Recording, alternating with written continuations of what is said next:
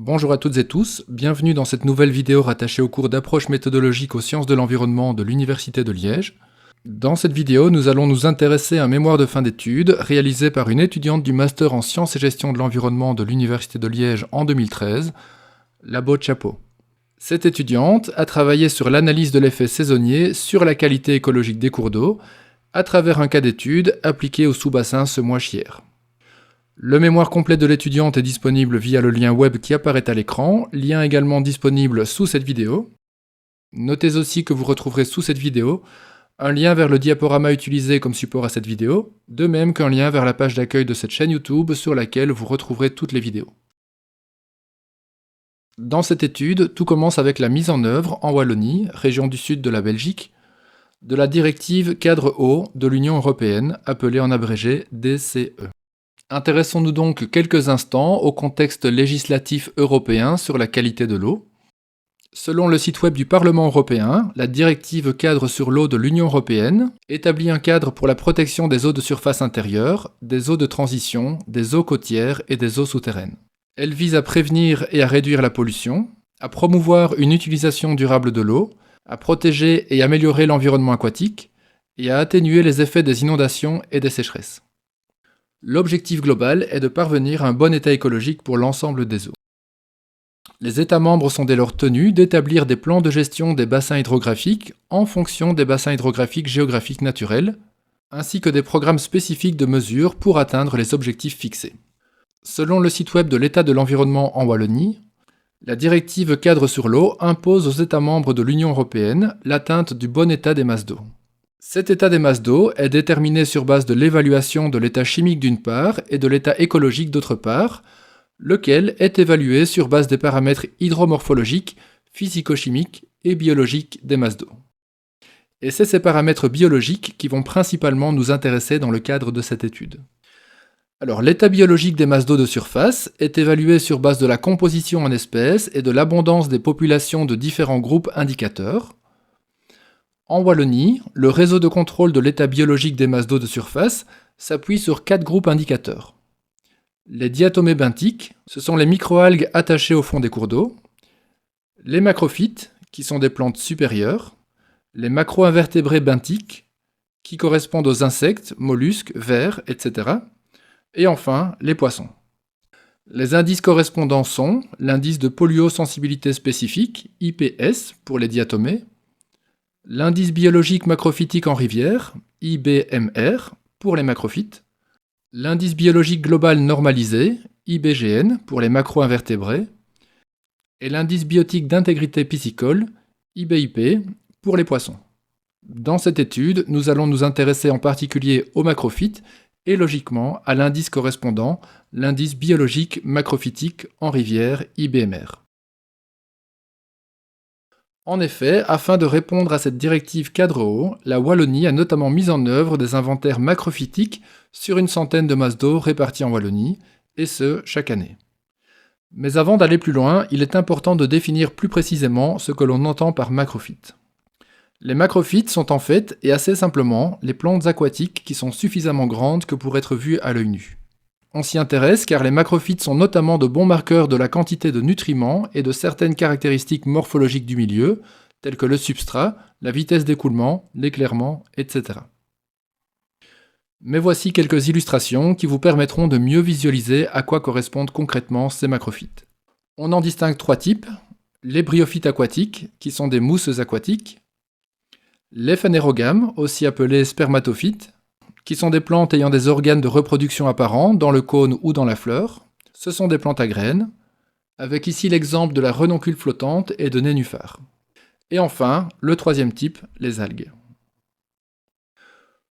Pour en revenir aux inventaires macrophytiques qui sont réalisés chaque année en Wallonie, l'hypothèse est faite que la qualité écologique des cours d'eau est influencée par la saison.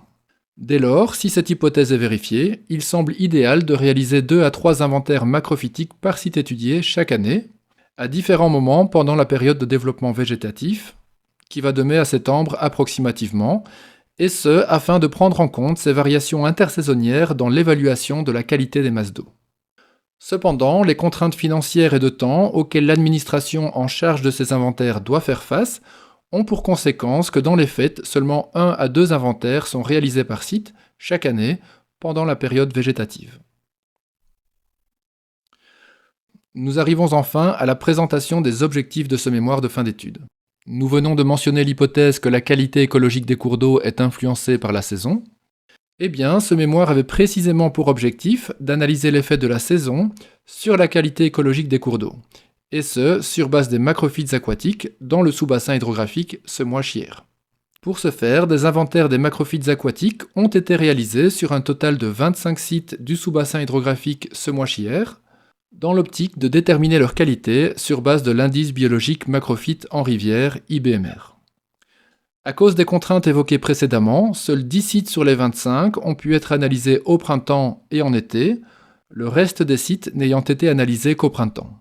L'effet saisonnier ne pourra dès lors être analysé que sur ces 10 sites. L'étudiante s'est également intéressée à l'analyse des paramètres météorologiques de température et de précipitation pour les 2 saisons, et ce, dans l'optique de pouvoir mieux expliquer la variation de qualité des rivières en fonction des saisons, si une telle variation devait être effectivement observée.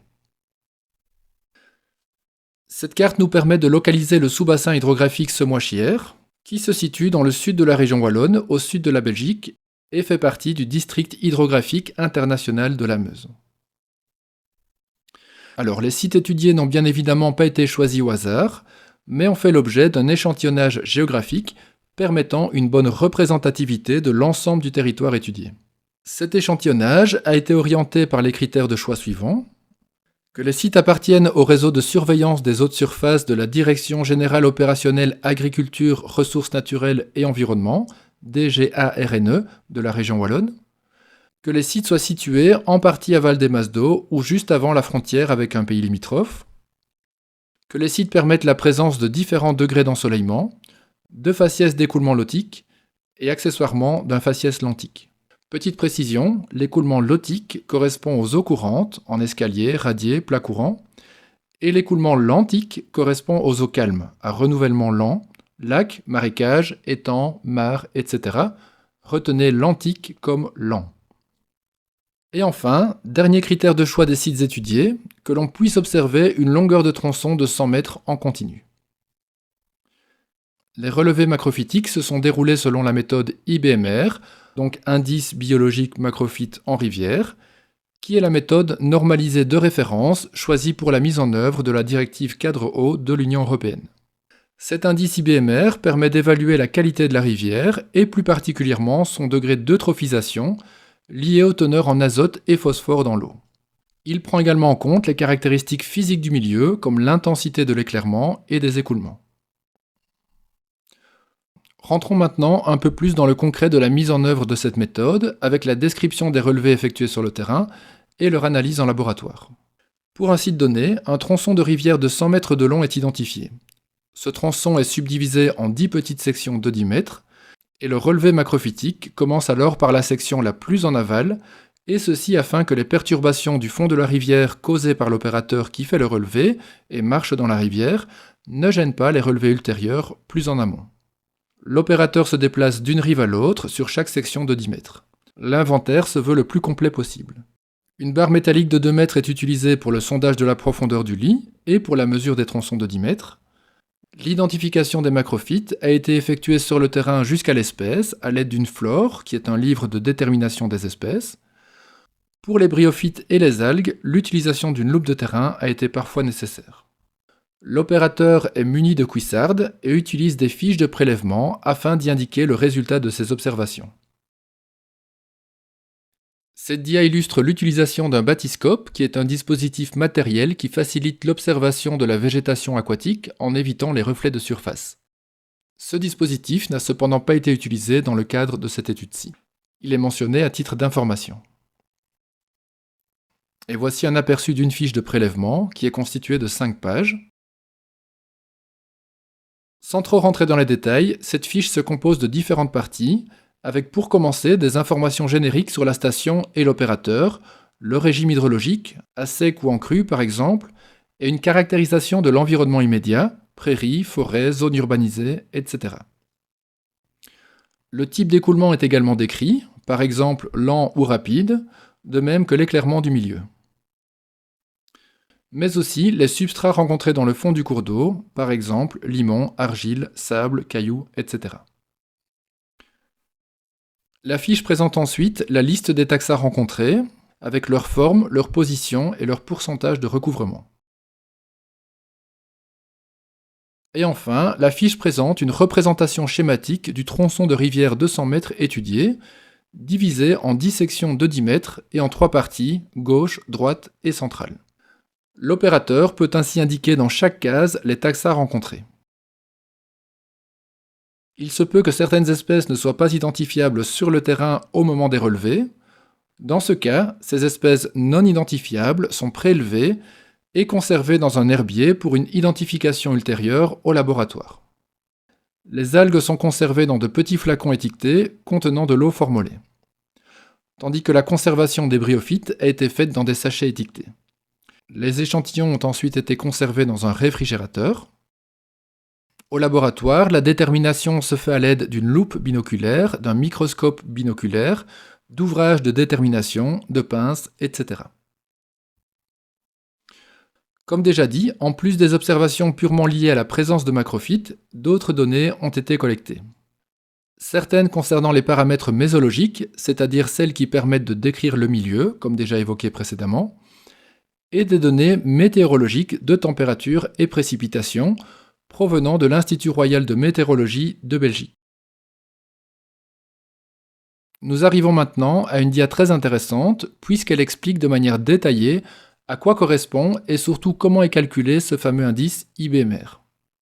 Rappelons-nous d'abord que l'IBMR évalue, à travers l'examen réalisé sur les macrophytes, le statut trophique des rivières.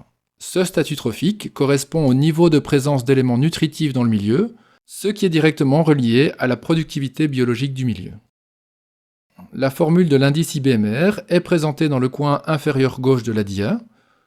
Nous voyons qu'il s'agit d'un rapport de somme de produits de 3 termes sur l'ensemble des taxons contributifs. Chacun de ces termes est expliqué dans cette dia. Mais notons au préalable que l'IBMR pourra théoriquement varier entre 0 et 20 et que, comme on le voit dans le tableau arc-en-ciel, des classes de valeurs de l'IBMR sont associées à des classes de niveau trophique, à des classes de qualité de l'eau et à une couleur. Bleu pour une eau de très bonne qualité et rouge pour une eau de mauvaise qualité. Ce code couleur a le grand avantage de permettre de représenter, comprendre et communiquer facilement l'information véhiculée par l'IBMR. Revenons maintenant rapidement à la définition des 3 termes utilisés pour calculer l'IBMR. Par souci de concision, nous ne rentrerons pas dans une explication détaillée de ces termes, mais libre à vous de vous pencher plus attentivement sur la question si cela vous intéresse. Notons simplement que ces 3 termes expriment, pour chaque plante considérée, l'affinité de cette plante pour les conditions trophiques du milieu, la tolérance de cette plante par rapport aux conditions précises du milieu, et enfin le degré de recouvrement observé pour cette plante dans le milieu. C'est la combinaison de ces 3 informations pour l'ensemble des plantes observées dans la rivière qui va permettre de calculer l'indice IBMR final pour un site donné. Intéressons-nous maintenant quelques instants aux résultats, et surtout à la manière dont ces résultats sont présentés. Étant donné la nature des données, collectées sur un territoire bien déterminé, il semblait logique de présenter les résultats sous forme de cartes qui permettent de comprendre, en un coup d'œil, la répartition géographique des analyses effectuées. 2 cartes sont ici présentées, et toutes les deux présentent les mêmes résultats, à savoir la qualité écologique des différentes masses d'eau, telles que définies par l'IBMR. Cependant, notez que la carte de gauche traduit les valeurs d'IBMR en classe de qualité de l'eau selon les seuils wallons, et la carte de droite selon les seuils français, qui sont, comme vous le voyez, plus exigeants et résultent donc en une information plus préoccupante, avec plus de sites concernés par des couleurs jaunes et oranges, traduisant une qualité d'eau moyenne et médiocre respectivement.